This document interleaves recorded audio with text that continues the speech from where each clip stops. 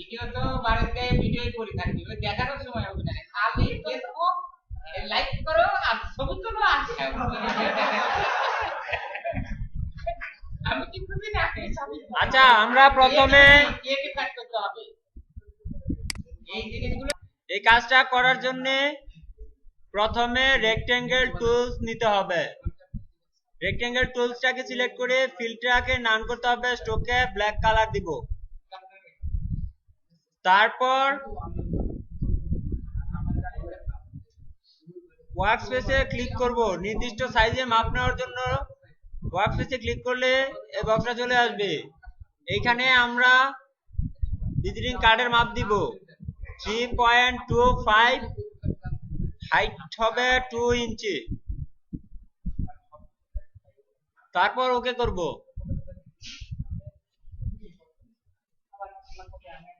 তারপর stroke কালারটাকে 1 point করে দিলাম। এই অবজেক্টটাকে সিলেক্ট করে এটার ভিতরে আরেকটা অবজেক্ট নিব।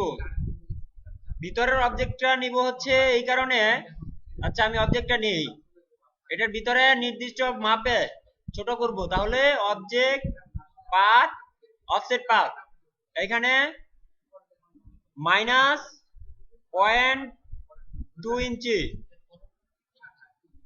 এন্টার দিলাম। ভিতরে একটা বক্স হইলো, এই বক্সটাকে কি করব, লক করে রাখবো। অবজেক্ট থেকে লক সিলেকশন। এটা লক করার কারণ হচ্ছে এই বক্সটা আমার কোনো কাজের না। এই বক্সটা নিছি এই জন্য, শুধু আমরা যখন লিখবো এখানে যত লেখা লিখবো এই বক্সের ভিতরে রাখবো।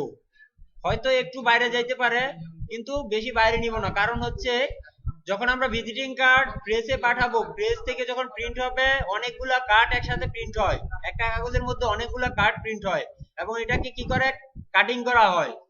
কাটিং এর সময় হয় কি, একদিক দিয়ে একটু বেশি একদিক দিয়ে কম হয়ে যায় কাটিং এর সময়, তখন যেন এই লেখাগুলো আমার কাটিং এ না পড়ে, সেই জন্য আমি ভিতরে একটা সাইজ নিয়ে নিলাম। এটা শুধু মাপটা ঠিক রাখার জন্য, যে আমি এর মধ্যে লিখবো, প্রয়োজনে কিছুটা হইলো এর বাইরে দিব, কিন্তু চেষ্টা করবো এর ভিতরে আমার কাজটা যেন শেষ হয়, লেখার কাজটা। ডিজাইন বাইরে থাক সমস্যা নাই, ডিজাইন কাটিং এ পড়লে আপনার কোনো সমস্যা হবে না, কিন্তু লেখা যদি কাটা যায় তাহলে আপনার কার্ডটাই বাতিল। এই জন্যে এখন ভিতরে একটা নিলাম। তারপর দেখেন টাইপ টুলস নিব। টাইপ টুলস নিয়ে যদি আমি এখানে ক্লিক করি তাহলে টাইপ আইকন চলে আসছে। এখান থেকে ফন্টটাকে সাইজটাকে চেঞ্জ করে দিব, ডিফল্ট থাকবে 12 পয়েন্ট।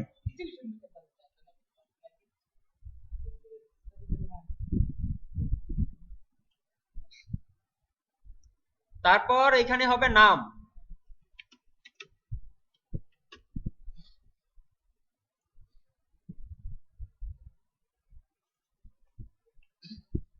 দেখেন আমার এইখানে নাম এইখানে শেষ হয়েছে। তারপর এইখানে থেকেই আমি এন্টার চাপবো। এন্টার চাপলে কি হবে, নিচে আসবে।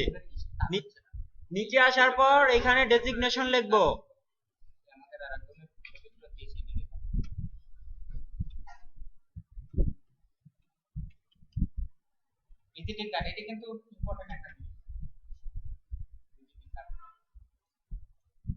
আচ্ছা, আমি চাচ্ছি আমার এই পাঁচটা সমান হবে, এই পাঁচটা এদিকে চলে আসবে।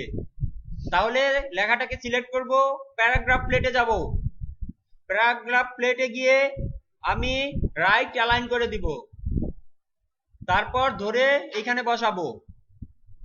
এখন আমার নাম এবং ডেজিগনেশন ফন্ট সাইজ কিন্তু দুইটা এক সমান হয়ে গেছে।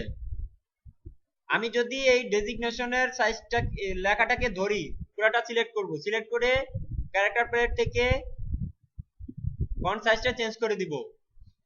ডেজিগনেশনের জন্য ফন্ট সাইজ হবে 8, 7/8, 7 অথবা 8, এর বেশি না। এটা ফন্টের অনুযায়ী আপনার যখন ফন্ট চেঞ্জ করবেন তখন হয়তো কোনো ফন্ট দেখা যায় যে 7 রাখলেই অনেক বড় দেখায়, আবার কোনো ফন্টে দেখা যায় যে আরো বাড়ায় দিলেও ছোট দেখায়। এই জন্য আমরা ফন্ট যেই ফন্ট ইউজ করব সেই তুলনায় ব্যবহার করব। তো 7 এবং 8 এর মধ্যেই থাকবে। এবং আমাদের নেম যেটা হবে সেটা হবে 10 থেকে 12 এর মধ্যে। আপনার নামের ধরন অনুযায়ী, আপনার নামটা যদি আরো অনেক বড় হয় তাহলে একটু ছোট করেই লিখবেন। আমি এখানে 11 রাখলাম। এখন আমার এইখানে কি একটু গ্যাপটা বেশি আছে, লাইন স্পেসটা একটু বেশি, তাহলে আমি লাইন স্পেসটাকে একটু কমিয়ে দিব।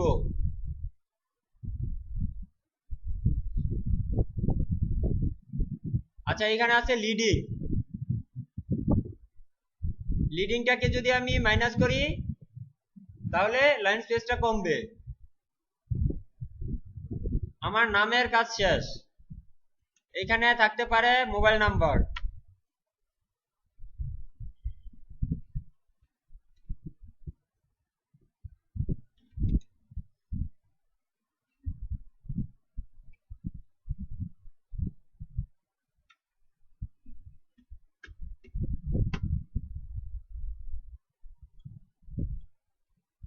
তারপর আমরা এইখানে লিখব, টাইপ টুল নিয়ে আবার ক্লিক করলাম।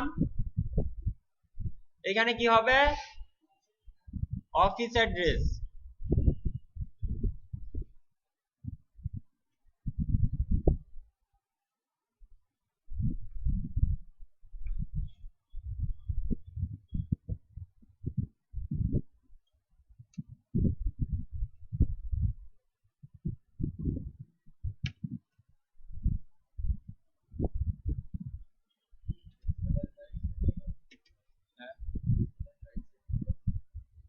হ্যাঁ হ্যাঁ, এটা ঠিক করবো। আচ্ছা, লেখার পর আমরা এখানে থেকে দেখেন আমার লেখা শেষ হওয়ার পর এখানে আবার এন্টার দিব। এন্টার দিয়ে আমরা লেখাটাকে শেষ করব, পরে ঠিক করব যে লেখা যেখানেই থাক সমস্যা নাই। আমি এখানে আমার অ্যাড্রেস দিব যেভাবে লিখি সাধারণত। অফিসের মোবাইল নাম্বার থাকতে পারে, এন্টার দিয়ে দিয়ে লিখবো। মোবাইল থাকলে মোবাইল নাম্বার।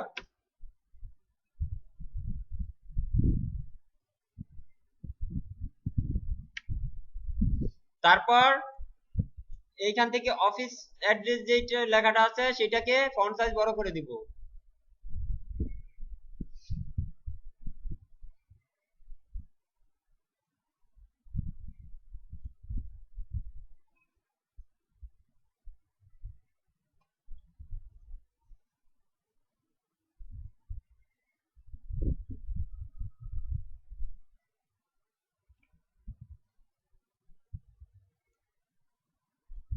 আচ্ছা, এটা আছে আমার রাইট অ্যালাইন, এটাকে লেফট অ্যালাইন করব। প্যারাগ্রাফে যাব, লেফট অ্যালাইন করলাম, তারপর বসিয়ে দিব।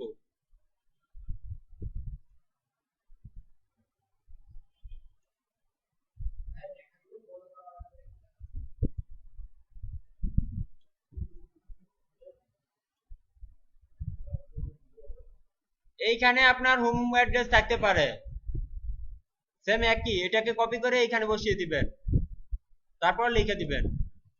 এখন রয়েছে কি,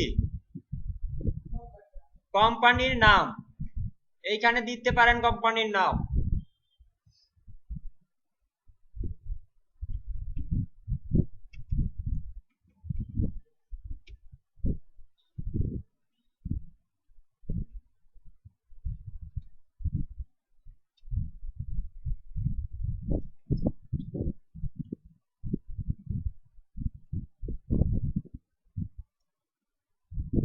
এটার সাইজটাকে ইচ্ছা মতো দিয়ে দিলাম, এটার সাইজটা একটু বড়ই থাকবে।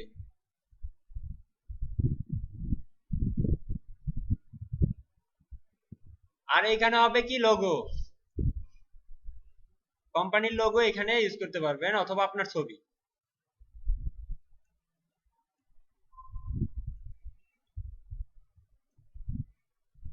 এখানে আপনার ছবি অথবা কোম্পানির লোগো ইউজ করতে পারবেন।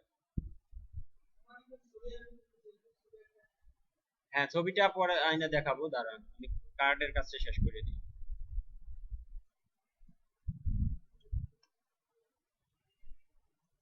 আচ্ছা, কাজ শেষ।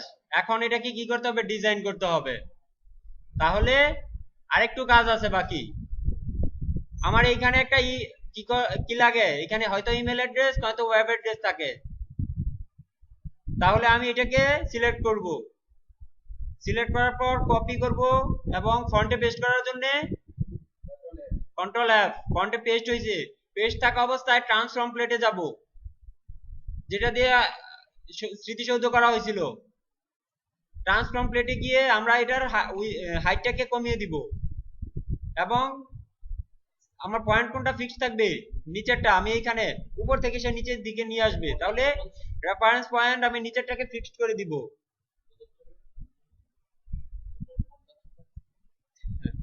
তারপর এইখানে আমি করব কি 0.2 ইঞ্চি, এন্টার দিলে এটা দেখেন নিচে চলে আসছে। এখন এটার মধ্যে কালার দেই, এটার মধ্যে কি লিখবো, এটার মধ্যে মেল অ্যাড্রেস।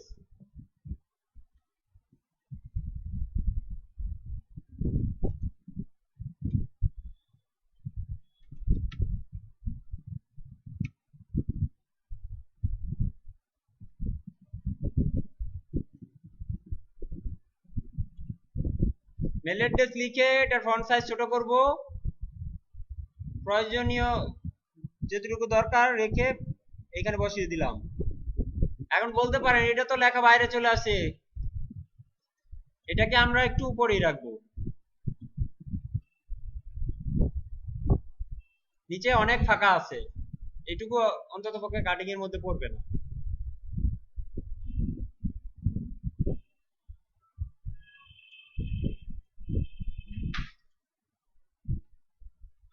এখন আমরা ডিজাইন করি, এই অবজেক্টটাকে সিলেক্ট করব, এই অবজেক্টে কাজ করব। তাহলে আমরা স্যাম্পলের মধ্যে একটা ডিজাইন করি। প্যান টুলস নিলাম, দেখেন প্যান টুলস নিয়ে আমি এই বাইরে থেকে এই বাইরে একটা লাইন টানলাম,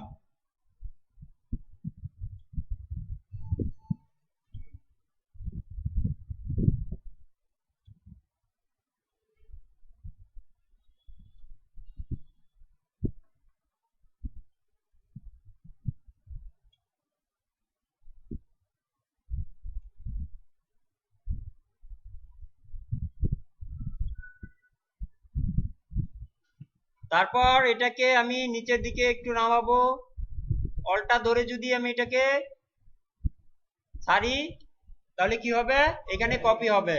আমি কন্ট্রোল ডি দিলে এইভাবে আরো কপি হবে। আচ্ছা, তারপর আবার পেন টুল দিয়ে আমি এই বাইরে থেকে একটা নিলাম এই পর্যন্ত। আচ্ছা, এটা নিচে থেকে নেই অফিসটা ব্লক করার জন্য।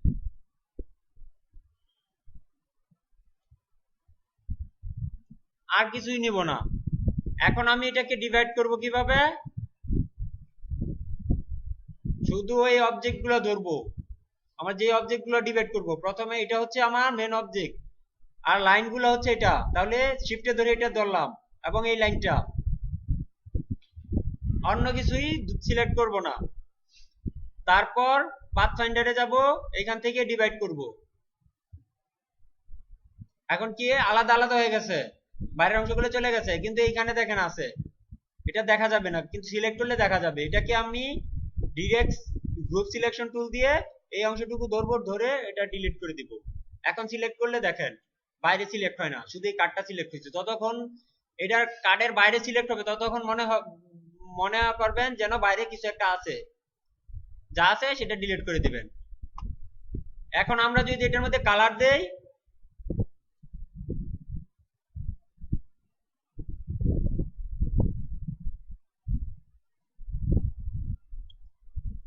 এক কালার হয়ে গেছে, উপরে চলে আসছে। তাহলে সিলেক্ট করব অবজেক্টে গিয়ে অ্যারেঞ্জ সেন্ড টু ব্যাক। এখন গ্রুপ সিলেকশন টুল দিয়ে আমি এটাকে আলাদা আলাদা ভাবে কালার করতে পারবো।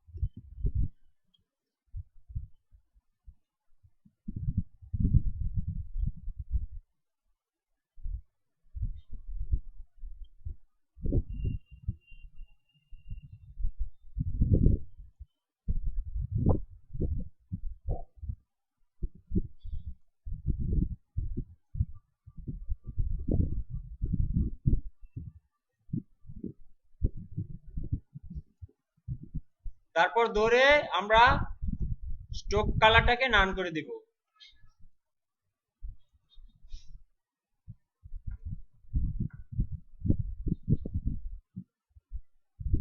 ইচ্ছা করলে এখন এই টেক্সট কালারগুলো চেঞ্জ করতে পারেন।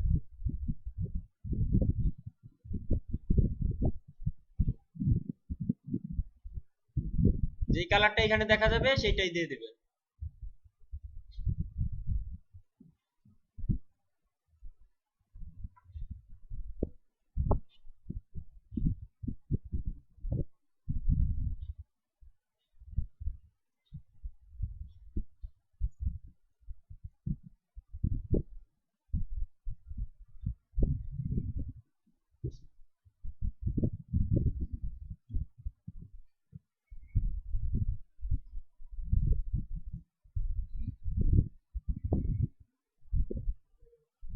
এখন মধ্যে এটা কি করব, অবজেক্ট আনলক, শেষ।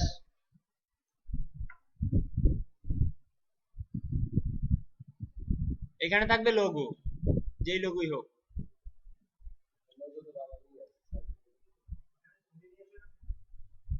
আচ্ছা, আমাদের একটা বাংলাদেশের লোগো আছে, এটা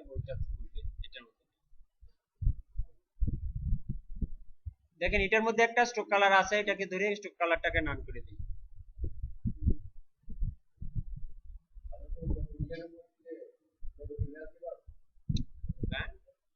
হ্যাঁ, এইখানে জেপিজি ইমেজ ইউজ করব, এটা কালকে দেখাবো কিভাবে করব। আচ্ছা, তাহলে আজকে এই পর্যন্ত কইরা নিয়ে আসি।